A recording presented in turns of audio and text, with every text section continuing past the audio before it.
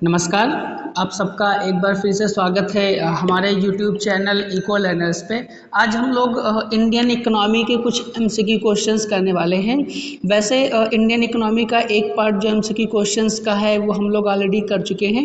आप चाहे तो वो वीडियो देख सकते हैं, वो ऑलरेडी अपलोडेड है। आज हम लोग पार्ट 2 करेंगे जिसमें कि 100 एमसीक्यू क्वेश्चंस हैं। तो अगर आप चैनल पे पहली बार हैं तो चैनल को सब्सक्राइब और वीडियो को लाइक करना मत भूलिएगा। तो स्टार्ट करते हैं। जो फर्स्ट क्वेश्चन है हमारा वह है which of the following industries is generally classified as a cottage industry. इनमें से कौन सी इंडस्ट्री क्या कॉटेज इंडस्ट्री कॉटेज इंडस्ट्री कहलाती है? Iron and steel, handloom weaving, automobile manufacturing या फिर पेट्रोकेमिकल। तो देखिए जो इन सब में जो कॉटेज इंडस्ट्री है वो कौन सी कहलाएगी? तो कहलाएगी आपकी हैंडलूम वीविंग, है ना। जो हथकरघा उद्योग है वो क्या कहलाते हैं? हमारे कॉटेज इंडस्ट्रीज कहलाते हैं। Next question is the MSME जो माइक्रो स्मॉल मीडियम इंटरप्राइजेस है ना, कौन सा? Micro small medium enterprises act, है ना, वॉज इनएक्टेड। इन जो एमएसएमई एक्ट था वो कब आया था? तो देखिए जो एमएसएमई एक्ट है वो पहली बार इनएक्ट कब हुआ था? 2006 में हुआ था। नेक्स्ट क्वेश्चन है under the revised MSME classification enterprises are classified on the basis of. देखिए एमएसएमई एक्ट जो था वो कब आया था पहली बार? वो पहली बार आया था आपका 2006 में। तो जो एमएसएमई एक्ट 2006 में आया था इसमें जो माइक्रो स्मॉल मीडियम इंटरप्राइजेज का जो बेस था वो बेस था सर्विस सेक्टर्स और जो मैन्युफैक्चरिंग यूनिट्स थी उसमें इन्वेस्टमेंट के बेसिस पे बांटा गया था कि कौन माइक्रो है, कौन स्मॉल है, कौन मीडियम है। लेकिन इसे रिवाइज किया गया, इसे रिवाइज किया गया और रिवाइज करके जो नया बेस बनाया गया है वो क्वेश्चन ने पूछा कौन सा नया बेस है? वो लेबर एम्प्लॉयड ओनली है या प्रोडक्शन ओनली है, इन्वेस्टमेंट एंड टर्नओवर है या एक्सपोर्ट अर्निंग्स है? तो देखिए जो नया जो क्लासिफिकेशन है इंटरप्राइजेस का वो आपका रखा गया इन्वेस्टमेंट एंड टर्नओवर दोनों। किस पर रखा गया? इन्वेस्टमेंट एंड टर्नओवर पे। जबकि जो प्रीवियस 2006 का था उसमें केवल इन्वेस्टमेंट को कंसिडर किया गया था। Next question which of the following is not a feature of small scale industries. Small scale industries का कौन सा फीचर नहीं है? लेबर इंटेंसिव होते हैं, लिमिटेड कैपिटल रिक्वायरमेंट है, लार्ज स्केल ऑटोमेशन है या रीजनल बैलेंस प्रमोशन है। तो देखिए क्वेश्चन ने पूछा है जो नॉट अ फीचर, कौन फीचर नहीं है? तो देखिए जो स्मॉल स्केल इंडस्ट्रीज होती हैं वो लेबर इंटेंसिव भी होती हैं। इनमें क्योंकि ये स्मॉल स्केल इंडस्ट्रीज हैं तो नाम ही स्मॉल स्केल, तो जाहिर सी बात है क्या होता है इनमें लिमिटेड कैपिटल रिक्वायरमेंट होती है। And option number C large scale automation. देखिए लार्ज स्केल ऑटोमेशन का मतलब है कि यहाँ पर अगर हम लार्ज बड़े लेवल पे ऑटोमेशन अगर करेंगे तो मीन्स हमें यहाँ ज़्यादा कैपिटल की जरूरत पड़ेगी, क्या है कि ज़्यादा कैपिटल की जरूरत पड़ेगी जो कि स्मॉल स्केल इंडस्ट्री का फीचर नहीं है। तो इस क्वेश्चन के लिए जो सही आंसर होगा वो कौन सा होगा? आपका large scale automation. Next question the Mudra scheme mainly aims to provide loans to. आप सबने मुद्रा स्कीम का नाम सुना होगा। तो मुद्रा स्कीम का मेनली एम क्या है? किसे लोन प्रोवाइड करना? लार्ज कॉरपोरेशंस को, फॉरेन कंपनीज को, non corporate small business sectors को या पब्लिक सेक्टर अंडरटेकिंग्स को। तो देखिए मुद्रा योजना का जो एम था वो किसका है? वो एम है आपका non corporate small business sectors को लोन प्रोवाइड करना। जो छोटे छोटे जो स्मॉल बिजनेस सेक्टर्स हैं, है ना, नॉन कॉरपोरेट, उन्हें लोन प्रोवाइड करना। नेक्स्ट क्वेश्चन कि which among the following is the highest category of loan under मुद्रा। देखिए मुद्रा लोन के अंदर अलग अलग स्कीम्स हैं, अलग अलग कैटेगरीज हैं। मुद्रा लोन 3 तरीके के लोन्स देता है। कौन कौन से देता है मुद्रा लोन? एक तो आपका शिशु लोन देता है, एक आपका तरुण देता है और एक आपका देता है किशोर। ये 3 तरीके के लोन प्रोवाइड करता है। तो कह रहा है सबसे ज्यादा लोन, हाईएस्ट कैटेगरी कौन सी? सबसे ज्यादा लोन इन तीनों में से किससे प्रोवाइड किया जाता है? तो जो सबसे ज्यादा लोन प्रोवाइड होता है वो दिया जाता है इसमें किसको? किसको? तरुण को। किसको? नंबर 1 पे शिशु, नंबर 2 पे किशोर, इसके बाद नंबर 3 पे कौन आता है क्राइटेरिया? हाईएस्ट लोन किसे दिया जाता है? तरुण कैटेगरी वाले को। नेक्स्ट क्वेश्चन कि इंडस्ट्रियल पॉलिसी रिजोल्यूशन जो आईपीआर है आपका, IPR industrial policy resolution 1956 emphasise, वो किसके ऊपर ज्यादा इम्फेसाइज रखता है, किस पे ज्यादा जोर देता है बेसिकली, कंप्लीट प्राइवेटाइजेशन पे, डोमिनेंस ऑफ फॉरेन फर्म्स पे, सोशलिस्टिक पैटर्न ऑफ सोसाइटी पे, या एक्सपोर्ट ओरिएंटेड इकोनॉमी पे। तो देखिए जो आपका ये IPR 1956 है, इसका जो इम्फेसिस है वो ज्यादातर किसके ऊपर है, सोशलिस्टिक पैटर्न ऑफ सोसाइटी, किसका, socialistic pattern of society.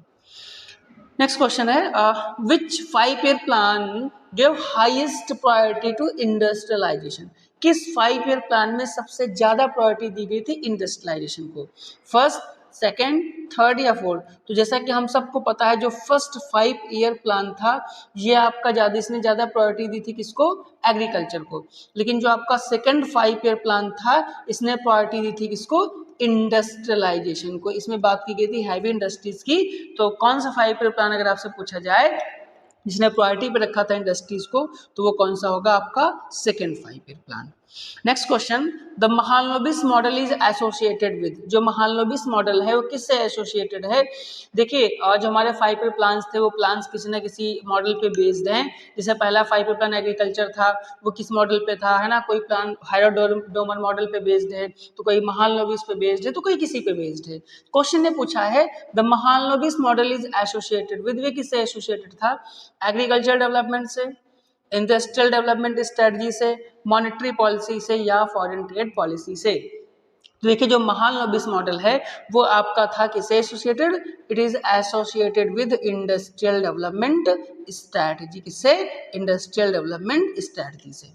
Next question, industrial sickness, जो औद्योगिक रुग्णता है, सिकनेस है रिफर्स टू, उसका मतलब क्या होता है, decline in agricultural output, persistent financial losses of industries, excessive import से हायर टैक्सेशन। तो देखिए सिकनेस का मतलब क्या है, इंडस्ट्रियल सिकनेस का मतलब है ना, कि persistent financial losses of industries, जब कोई इंडस्ट्री लगातार फाइनेंशियल लॉस करती जाती है ना, तो उसे हम कहते हैं industrial sickness. Next question, which institution was specifically established for rehabilitation of sick industries. तो जो सिक इंडस्ट्रीज की बात की गई थी इनके रिहेबिलिटेशन के लिए कौन सा इंस्टीट्यूशन स्पेशली एस्टैब्लिश किया गया है। तो देखिए जो सिक इंडस्ट्रीज है ना आपकी, इनके रिहेबिलिटेशन के लिए स्पेशली कौन सा इंस्टीट्यूशन बनाया गया है, सिडबी बनाया गया है, SFCs बनाया गया है, BIFR बनाया गया है, या नाबार्ड बनाया गया है। तो देखिए इंडस्ट्रियल सिकनेस को दूर करने के लिए क्या बनाया गया है, आपका बनाया गया BIFR। इस BIFR का फुल फॉर्म क्या होता है कि बोर्ड फॉर, BIFR का मतलब है board for industrial and financial reconstruction, board for industrial and financial reconstruction बनाया गया था, एक इंस्टीट्यूशन जिसका काम है इन सिक इंडस्ट्रीज को रिहेबिलिटेट करने का, इनको पुनर्जीवित करने का। नेक्स्ट क्वेश्चन है, सिडबी प्राइमरली प्रोवाइड फाइनेंस। तो जो सिडबी है small industries development bank of India, इसका प्राइमरली फोकस क्या है, किसे लोन प्रोवाइड करना, लार्ज इंडस्ट्रीज को, कॉटेज इंडस्ट्रीज को, MSMEs को, या मल्टीनेशनल कॉर्पोरेशन को। सिडबी का नाम ही स्मॉल इंडस्ट्रीज डेवलपमेंट बैंक, कौन सा, स्मॉल इंडस्ट्रीज डेवलपमेंट बैंक। जब ये स्मॉल इंडस्ट्रीज है तो किसके स्पेशली बनाया गया था, किसको, जो आपकी माइक्रो स्मॉल और मीडियम इंटरप्राइजेज हैं इनको फंड करने के लिए, इनको फाइनेंस प्रोवाइड करने के लिए। Next question, the industrial policy of 1991। देखिए जो 1991 का रिफॉर्म है उसमें बिग इंडस्ट्रियल पॉलिसी 1991 इंट्रोड्यूस की गई थी, है ना, जो किसके लिए थी, मोर लाइसेंसिंग के लिए, ग्रेटर स्टेट कंट्रोल के लिए, लिबरलाइजेशन एंड प्राइवेटाइजेशन के लिए, या फिर नेशनलाइजेशन ऑफ इंडस्ट्रीज। देखिए हम सबको पता है 1991 में हमारा बहुत बड़े रिफॉर्म्स हुए जो कि किस नाम से जाने जाते हैं, LPG, liberalisation, privatisation and globalisation के नाम से, जो कब हुआ, 1991 में हुआ। तो जो ये इंडस्ट्रियल पॉलिसी 1991 की है वो इंट्रोड्यूस की गई थी सिंपली काहे के लिए, लिबरलाइजेशन एंड प्राइवेटाइजेशन के लिए। And next question is, which of the following is an example of a large scale industry. उनमें से कौन सा एक एग्जाम्पल है लार्ज स्केल इंडस्ट्री का, pottery, sugar industry, basket weaving, या फिर बी कीपिंग। तो देखिए लार्ज स्केल इंडस्ट्री पूछा, कौन सी? Large scale. जो पॉटरी है ये भी आपकी कौन सा? ये स्मॉल स्केल इंडस्ट्री है ना। बास्केट वीविंग में भी आपका कैसा है? स्मॉल स्केल इंडस्ट्री है। बी कीपिंग ये भी आपकी कैसी? Small scale industry. तो लार्ज स्केल इंडस्ट्री कौन सी आएगी आपकी? Sugar industry. Next question, the main objective of cottage industries is, जो कॉटेज इंडस्ट्रीज है उनका मेन ऑब्जेक्टिव क्या है? कॉटेज इंडस्ट्रीज क्या? Export promotion only, rural employment generation, heavy industrialisation या मोनोपोली क्रिएशन। देखिए कॉटेज इंडस्ट्री, ये स्मॉल एंड कॉटेज इंडस्ट्रीज हैं, है ना। इनका मेन बेसिक क्या है? मतलब क्या है कि जो रूरल एरियाज हैं, है ना, वहाँ लोगों में एम्प्लॉयमेंट जनरेशन का काम करना। तो ये इंडस्ट्रीज क्या है? ये रूरल एम्प्लॉयमेंट जनरेशन करती हैं। Next question, which committee is associated with MSME financing reforms? कौन सी कमेटी जो micro small medium enterprises financing reform है उससे एसोसिएट है ना? Narasimhan committee, Abid Hussain committee, Rangarajan committee या फिर केलकर कमेटी। तो देखिए MSME फाइनेंसिंग से कौन है? ये आपकी Abid Hussain committee. Next question, the apex financial institution of industrial finance, जो इंडस्ट्रियल फाइनेंस है उस इंडस्ट्रियल फाइनेंस के लिए जो एपेक्स इंस्टीट्यूशन सबसे हाईएस्ट इंस्टीट्यूशन है वो कौन है? देखिए आरबीआई ये बैंक्स के लिए एपेक्स बॉडी है। काहे के लिए? बैंक्स के लिए एपेक्स बॉडी है। नाबार्ड ये एग्रीकल्चर एंड रूरल डेवलपमेंट के लिए। एग्जिम काहे के लिए? एक्सपोर्ट एंड इम्पोर्ट के लिए। जो आपका IDBI है, industrial development bank of India, ये आपका एपेक्स इंस्टीट्यूशन है इंडस्ट्रियल फाइनेंस के लिए इंडिया में। नेक्स्ट क्वेश्चन कि which industry is known as basic industry? कौन सी इंडस्ट्री बेसिक इंडस्ट्री कहलाती है? Textile, iron and steel, tourism या हैंडीक्राफ्ट? तो देखिए जो बेसिक इंडस्ट्री आएगी वो आपकी कहलाएगी कौन? Iron and steel industry is known as basic industry. Next question है द टर्म लाइसेंस राज, जो टर्म आपका लाइसेंस राज है इज मेनली एसोसिएटेड विद, वो किससे एसोसिएटेड है? एग्रीकल्चरल पॉलिसी से, industrial regulation before 1991, GST reform, banking reform. तो देखिए लाइसेंसिंग राज का मतलब है कि कोई भी इंडस्ट्री कोई भी काम करने से पहले हर एक जगह पे हर एक चीज में लाइसेंस लेना, ये हर एक जगह पे लाइसेंसिंग प्रोसेस क्या कहलाता है? लाइसेंसिंग राज। तो ये लाइसेंसिंग राज कब था? ये 1991 से पहले था। कब था? 1991 से पहले। 1991 के बाद हमने अभी डिस्कस किया था कौन सा मॉडल आया था? पॉलिसी आई थी LPG। LPG में जो लाइसेंसिंग राज था इसको खत्म, एबॉलिश करके यानी इसकी जगह पर लिबरलाइजेशन एंड प्राइवेटाइजेशन को प्रमोट किया गया था, अपनाया गया था। नेक्स्ट क्वेश्चन है कि which sector contributes significantly to employment after agriculture in India? कह रहा है एग्रीकल्चर के बाद कौन सा सेक्टर है जो नंबर 2 पे है या जिसमें सिग्निफिकेंटली ज्यादा जो एम्प्लॉयमेंट जनरेट करता है? देखिए एम्प्लॉयमेंट के बारे में अगर बात की जाएगी तो सबसे ज्यादा आज भी एम्प्लॉयमेंट परसेंटेज अगर लोगों का देखा जाए तो किसमें? एग्रीकल्चर में। और इसके बाद कौन है? इसके बाद है आपका micro small and medium enterprises sectors. कौन सा? MSME sector. नेक्स्ट क्वेश्चन कि Khadi and village industries commission, जो Khadi and village industries commission था वो कब इस्टेब्लिश किया गया था? देखिए खादी 1956 में, 1952 में, 65 में, 72 में। तो जो Khadi and village industries commission था वो आपका इस्टेब्लिश किया गया था 1956 में, 1956 में।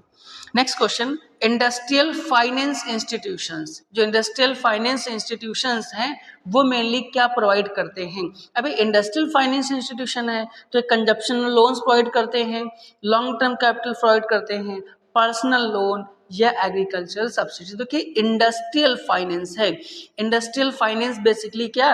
ये लॉन्ग टर्म कैपिटल प्रोवाइड करते हैं। क्या करते हैं? Long term capital. Next question, which of the following is not an institutional source of industrial finance? कौन सा इसमें से नॉट एन इंस्टीट्यूशनल सोर्स? देखिए फाइनेंस के दो सोर्सेज होते हैं, एक होता है इंस्टीट्यूशनल सोर्स ऑफ फाइनेंस और दूसरा होता है नॉन इंस्टीट्यूशनल, है ना। इंस्टीट्यूशनल का मतलब है हमने पैसा किसी बैंक से लिया हो, है ना, या और नॉन इंस्टीट्यूशनल किसे? हमने किसी मनी लेंडर से लिया हो, है ना, किसी साहूकार से लिया हो, हमने किसी गोल्ड स्मिथ से लिया हो। ये सब कैसे हैं? ये सब नॉन इंस्टीट्यूशनल कहलाते हैं, है ना। तो इसमें नॉन इंस्टीट्यूशनल कौन है? IDBI ये इंस्टीट्यूशनल है, IFCI भी इंस्टीट्यूशनल है, SIDBI भी है। नॉन इंस्टीट्यूशनल कौन है? It is money lenders. Next question, the first industrial policy resolution in India, जो पहला आईपीआर इंडस्ट्रियल पॉलिसी रिजोल्यूशन था वो कब इंट्रोड्यूस किया गया था? तो देखिए जो पहला आईपीआर है आज़ादी के बाद वो कब किया गया था? 1948 में। कब? 1948 में। नेक्स्ट क्वेश्चन कि MSMEs are important, MSMEs important है बिकॉज, क्योंकि दे आर, क्यों इम्पॉर्टेंट है जो माइक्रो स्मॉल मीडियम इंटरप्राइजेज हैं? इंक्रीज रीजनल इम्बैलेंसेस, वो रीजनल इम्बैलेंस इंक्रीज करती है, ऐसा बिल्कुल नहीं होता। प्रोमोट इंक्लूसिव ग्रोथ भी होता है। रिड्यूस एक्सपोर्ट, एक्सपोर्ट रिड्यूस नहीं करती। इनकेस मोनोपोलीज भी नहीं करती, क्या करती हैं? प्रमोट इंक्लूसिव ग्रोथ, वो क्या करती हैं? इंक्लूसिव ग्रोथ प्रमोट करती हैं। नेक्स्ट क्वेश्चन है, which institution provide refinance to small industries, कौन सा इंस्टीट्यूशन रीफाइनेंस प्रोवाइड करता है किसको? स्मॉल इंडस्ट्रीज को। आरबीआई करता है, सिडबी करता है, एलआईसी करता है या एपीएफओ करता है? देखिए आरबीआई के कॉमर्शियल बैंक का एपेक्स इंस्टीट्यूशन है, ये इंडस्ट्रीज के लिए रिफाइनेंस प्रोवाइड नहीं करता है ना। इंडस्ट्रीज के लिए कौन करता है? इंडस्ट्रीज के लिए करता है आपका SIDBI, small industries development bank of India. Next question, industrial sickness, जो इंडस्ट्रियल सिकनेस है एडवर्सली अफेक्ट्स, है ना, ये एडवर्सली कैसे अफेक्ट करती है? एम्प्लॉयमेंट पे केवल अफेक्ट करती है, मतलब जो इंडस्ट्रियल सिकनेस होता है ना, औद्योगिक रुग्णता होती है जहाँ पे कंसिस्टेंटली जो फाइनेंस की प्रॉब्लम्स है वो आती हैं, तो किस तरीके से एडवर्सली इम्पैक्ट करता है? केवल एम्प्लॉयमेंट पे करता है? प्रोडक्शन ओनली, केवल प्रोडक्शन पे करता है? बोथ एम्प्लॉयमेंट एंड प्रोडक्शन, या नन ऑफ दिस? देखिए जब इंडस्ट्रियल सिकनेस होगी, लैक ऑफ फाइनेंसेस होगी कंसिस्टेंटली प्रॉपर, है ना, कंटिन्यूसली, तो क्या होगा? एक तो प्रोडक्शन पे भी इम्पैक्ट करेगा और साथ साथ में अगर प्रोडक्शन इम्पैक्टेड होगा तो जाहिर सी बात वो इम्पैक्ट डालेगा किसके ऊपर? एम्प्लॉयमेंट के ऊपर। मीन्स इंडस्ट्रियल सिकनेस जो है आपका एडवर्सली इफेक्ट करता है बोथ एम्प्लॉयमेंट एंड प्रोडक्शन को। Next question, the new industrial policy, जो न्यू इंडस्ट्रियल पॉलिसी है, reduce the number of industries reserve for public sector, जो आपका न्यू इंडस्ट्रियल पॉलिसी है, जो पहले जो पब्लिक सेक्टर जो रिजर्व थे गवर्नमेंट के लिए, पब्लिक सेक्टर में जो रिजर्व थी इंडस्ट्रीज, उन्हें नई पब्लिक पॉलिसी में, नई इंडस्ट्रियल पॉलिसी में उनके नंबर्स को कितना कर दिया गया है? तो देखिए अभी जो नई पॉलिसी है उसमें जो ये नंबर्स इंडस्ट्री रिजर्व कर दिया, कितना कर दिया है? 8 कर दिया है। कितना कर दिया है? 8 कर दिया है। डेटा के हिसाब से अलग अलग उस पर अलग अलग हर बार चेंज हो जाता है। Next question, the primary role of IFCI, जो प्राइमरी रोल है किसका? आईएफसीआई का, वो क्या है ना? किसका primary role? Primary role of IFCI, agricultural finance, export finance, या फिर इंडस्ट्रियल फाइनेंस या हाउसिंग फाइनेंस? तो देखिए पहली बात तो आईएफसीआई का मतलब क्या? आईएफसीआई का मतलब होता है इंडस्ट्रियल, आईएफसीआई का मतलब है आपका industrial finance corporation, industrial finance corporation of India.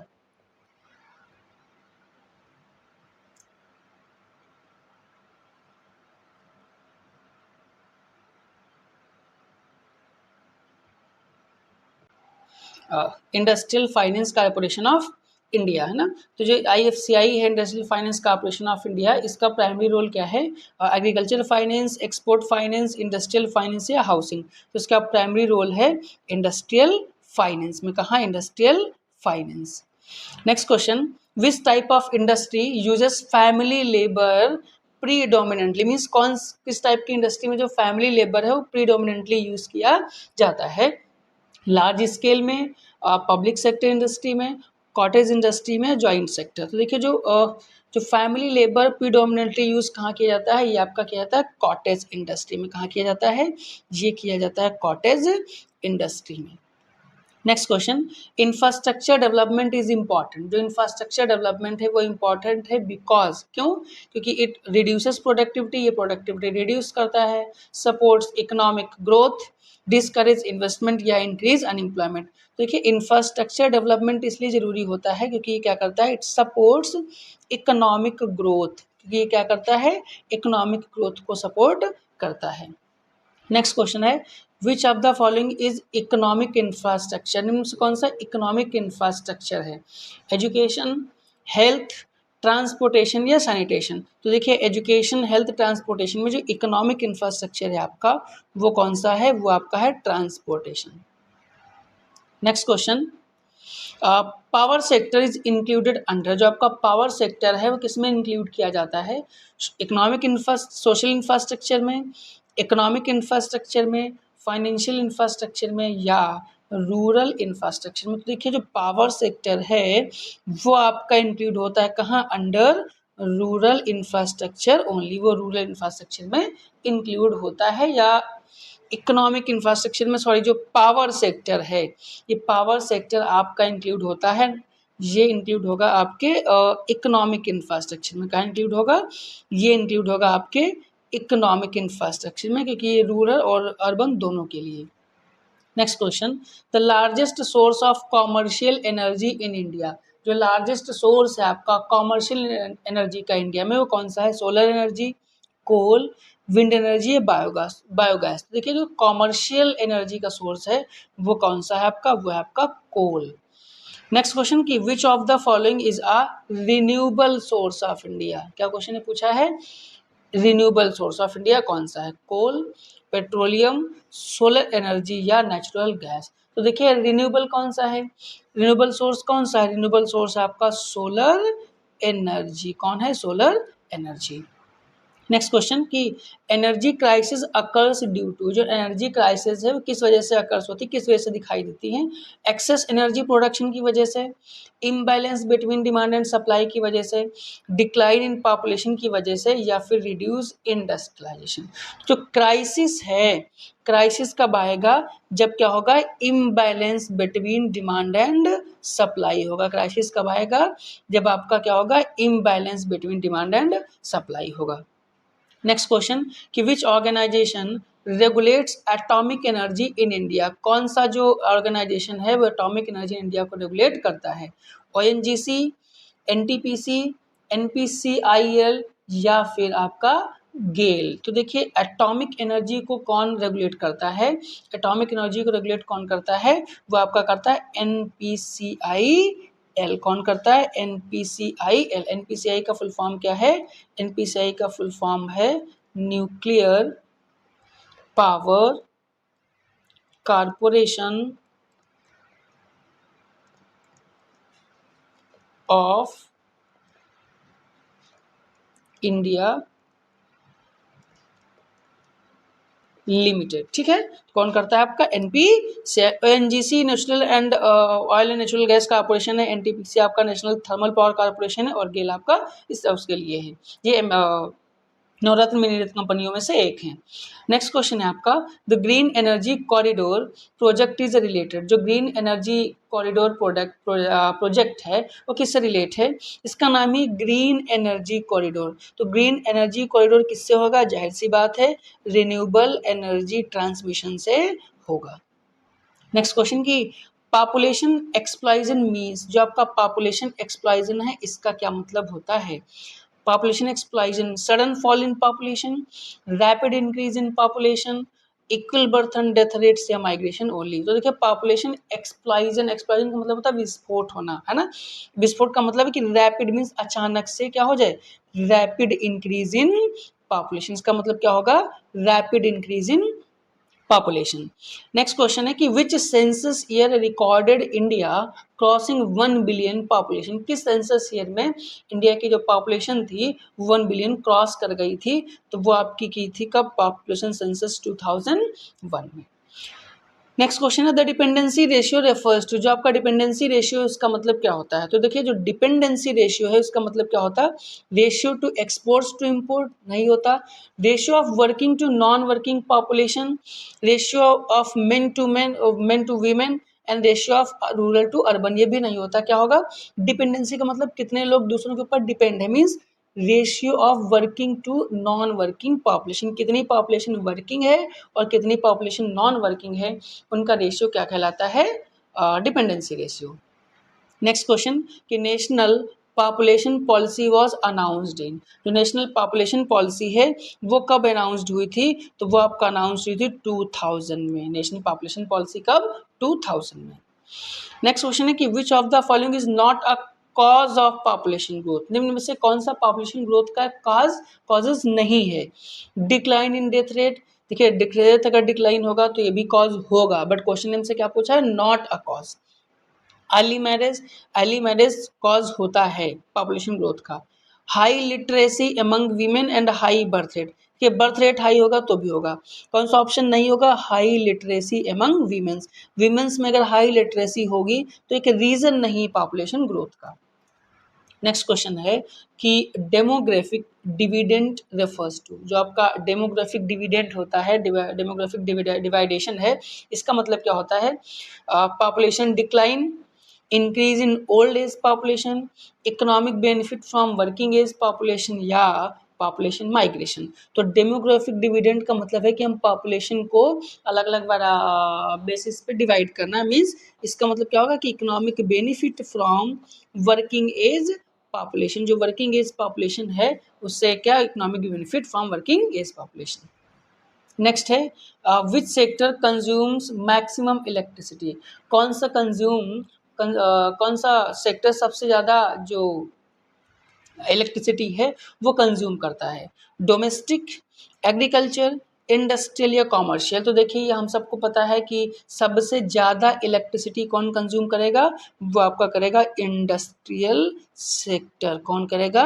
Industrial sector. Next है कि the main objective of population policy is, जो मेन ऑब्जेक्टिव है पॉपुलेशन पॉलिसी का मेन ऑब्जेक्टिव क्या है? इंक्रीज बर्थ रेट, बिल्कुल नहीं होता। कंट्रोल पॉपुलेशन ग्रोथ, जो पॉपुलेशन ग्रोथ है उसको क्या किया जाए? कंट्रोल किया जाए। नेक्स्ट है roadways are preferred in India, जो रोडवेज हैं वो प्रेफर की जाती है इंडिया में बिकॉज, क्योंकि वो are cheaper for long distance, वो लंबी दूरी के लिए सस्ती होती हैं, और cheapest for long distance, provide door to door services provide करती हैं, require no maintenance and are faster than airways. देखिए फास्टर देन एयरवेज तो नहीं होती, रिक्वायर्ड मेंटेनेंस इनकी भी जरूरत होती है ना। अब यहाँ पे दो option, are cheapest for long distance के लिए कई बार चीपेस्ट होती भी हैं, अदरवाइज वाटरवेज भी है जो शायद चीपेस्ट पड़ता है। Provide door to door services भी प्रोवाइड करती हैं, तो यहाँ पे थोड़ा कॉन्ट्राडिक्टरी है, यहाँ पे दोनों ऑप्शंस हो सकते हैं, ए और बी में से कोई भी ऑप्शन हो सकता है, बट जो हम जाएंगे बेस्ट ऑप्शन के साथ वो जाएंगे क्या? Provide door to door services, roadways के जरिए हम डोर टू डोर कहीं पर भी जा सकते हैं, बाकी मिक्स के साथ नहीं होता। नेक्स्ट क्वेश्चन की which energy source is called clean energy, किस एनर्जी सोर्स को हम क्लीन एनर्जी कहते हैं? कोल को, पेट्रोलियम को, सोलर एनर्जी को या डीजल को? तो देखिए क्लीन एनर्जी कौन कहलाता है? सोलर, क्योंकि सोलर एनर्जी से कोई पोल्यूशन, कोई इन्वायरमेंटल डिग्रेडेशन नहीं होता, इसलिए इसे क्लीन एनर्जी कहते हैं। नेक्स्ट है the golden quadrilateral project is related to, जो आपका गोल्डन क्वाड्रिलेटरल प्रोजेक्ट है वो किससे रिलेट है? रेलवे से, एयरवे से, हाईवे से या वाटरवे से? तो जो गोल्डन क्वाड्रिलेटरल प्रोजेक्ट है वो रिलेट है आपका हाईवेज के साथ, किसके साथ? हाईवेज के साथ। नेक्स्ट क्वेश्चन है the major reason for urbanization in India, India में अर्बनाइजेशन का जो मेजर रीजन है वो कौन सा है? कहाँ? मेजर रीजन फॉर अर्बनाइजेशन, शहरीकरण का मेन उद्देश्य, industrialization, decline in transport, fall in literacy या डिक्रीज इन एम्प्लॉयमेंट? तो देखिए मेजर रीजन जो अर्बनाइजेशन का है वो क्या है आपका? वो आपका इंडस्ट्रियलाइजेशन। क्या है? इंडस्ट्रियलाइजेशन। ये आपके 50 क्वेश्चंस थे। आप, आई होप कि आपको ये कंटेंट अच्छा लगा होगा। तो अगर ये आपको ये कंटेंट अच्छा लगा है तो प्लीज़ चैनल को सब्सक्राइब और वीडियो को लाइक करना मत भूलिएगा। वैसे हमने इंडियन इकोनॉमी को और भी वीडियोस अपलोड कर रखे हैं, आप वो भी देख सकते हैं। Thank you.